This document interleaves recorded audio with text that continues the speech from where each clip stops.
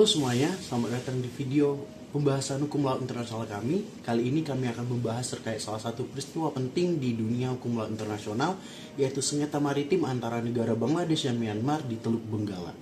Secara geografis, kedua negara ini bertetangga di kawasan Asia Selatan dan Asia Tenggara. Namun, hubungan mereka tidak hanya soal geografis, tetapi juga tentang kepentingan ekonomi dan keamanan maritim yang sangat besar.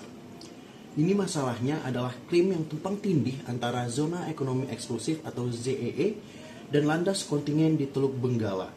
Mengapa wilayah ini diperebutkan? Jawabannya sederhana, sumber daya alam.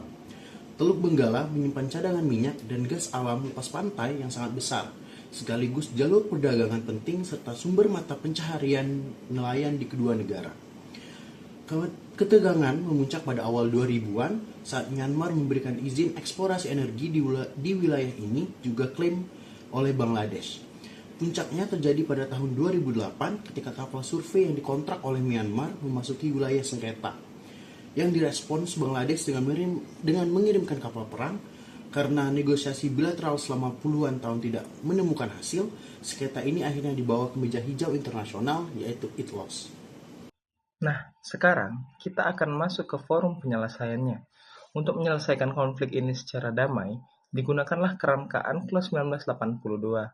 Dan salah satu mekanisme yang paling penting di dalamnya adalah sistem penyelesaian sengketa yang wajib melalui ITLOS, atau International Tribunal for the Law of the Sea.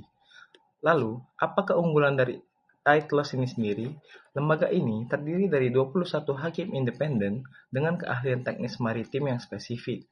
ITLOS dikenal lebih cepat dalam menangani kasus dibandingkan Mahkamah Internasional atau ICJ. Bayangkan, kasus ini selesai dalam waktu kurang dari 3 tahun, sebuah pencapaian efisiensi yang luar biasa. Dan proses hukum dimulai pada Oktober 2009 ketika Bangladesh mengajukan arbitrase. Tak lama kemudian, kedua negara sepakat menyerahkan sengketa ini sepenuhnya kepada yurisdiksi ITLOS. Persidangannya sendiri berlangsung di Hamburg pada September 2011. Kedua pihak membawa tim hukum internasional yang sangat kuat, termasuk pakar-pakar dari Inggris dan Prancis. Mereka beradu argumen, bukti geografi, dan interpretasi hukum hingga akhirnya putusan dijatuhkan pada 14 Maret 2012.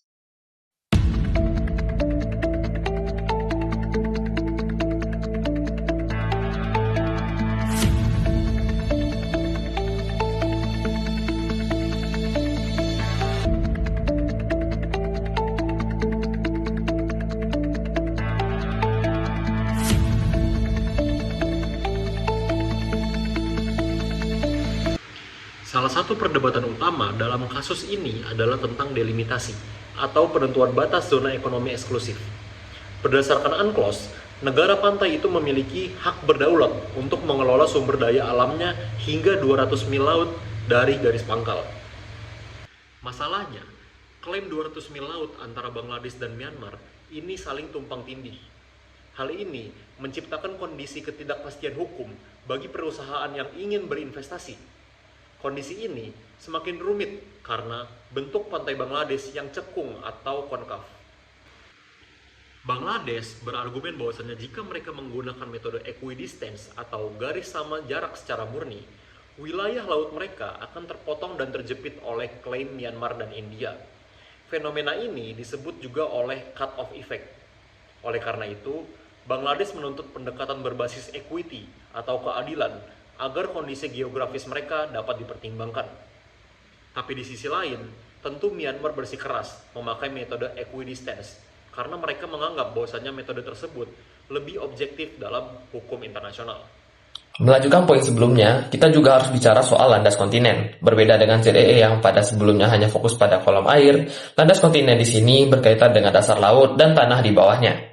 Di sini juga negara punya hak berdaulat atas mineral dan organisme yang hidup menempel di dasar laut. Dalam kasus ini, ITLOS pernah membuat terobosan sejarah, yang dimana ini merupakan pertama kalinya sebuah tribunal internasional menetapkan batas landas kontinen di luar 200 mil laut.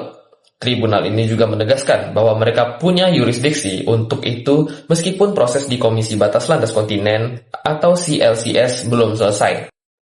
Lalu, bagaimana ITLOS membagi wilayah maritim agar adil? Dalam sengketa batas laut, Atlas menggunakan metode yang dikenal sebagai three-stage approach atau metodologi 3 tahap.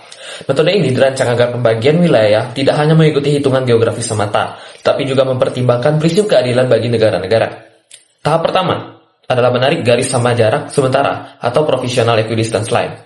Garis ini dibuat dengan menghitung jarak yang sama dari garis pantai masing-masing negara. Tahap ini menjadi titik awal untuk menentukan batas maritim secara objektif dan netral. Namun, ILOC tidak berhenti hanya pada perhitungan teknis tersebut. Mereka melanjutkan ke tahap kedua, yaitu mengidentifikasi relevant circumstances atau kondisi-kondisi khusus yang dapat mempengaruhi keadilan hasil akhir.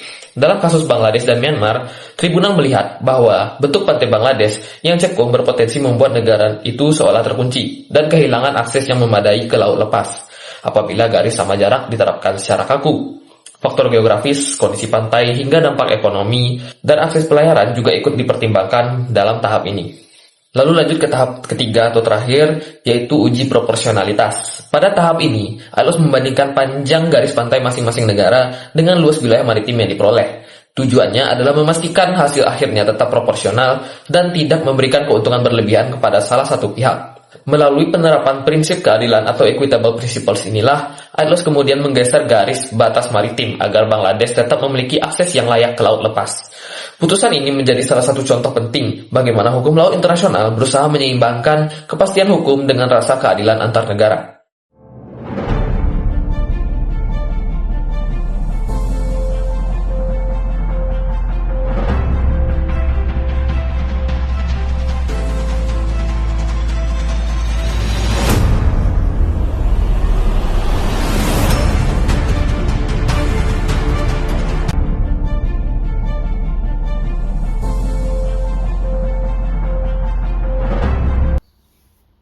Pada akhirnya pada 14 Maret 2012 ITLOS menunjukkan atau menjatuhkan putusan final, yaitu yang dimana hasilnya Bangladesh dianugerahkan wilayah ZEE seluas 111 km persegi yang hampir sebanding dengan luas daratan mereka sendiri.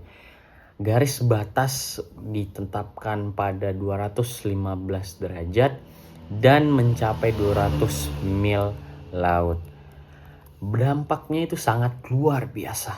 Putusan ini diterima secara damai oleh Bangladesh dan juga Myanmar, dan mereka dipandang sebagai kemenangan bersama gitu. Bangladesh kini punya kepastian hukum untuk mengundang investor energi dan mengeksplorasi cadangan gas mereka. Bahkan di tengah krisis konflik seperti isu Rohingya, kedua negara tetap menghormati kok gitu.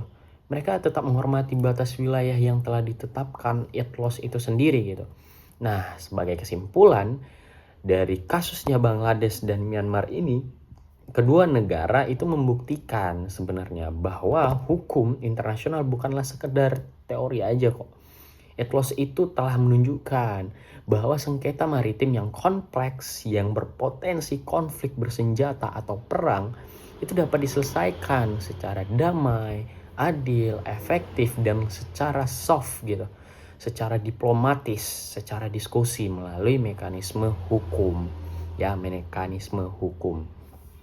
Kasus ini menjadi preseden gitu bagi banyak negara di luar sana, termasuk kita yang ada di ASEAN atau di Asia Tenggara, bahwa geografi yang tidak menguntungkan bukanlah suatu hambatan untuk mendapatkan keadilan di lautan. Nah, mungkin itu yang dapat disimpulkan, dan semoga dari pembahasan ini sangat bermanfaat dan bisa menjadi salah satu materi yang sangat menarik untuk dibahas selanjutnya. Mungkin itu saja, saya ucapkan terima kasih.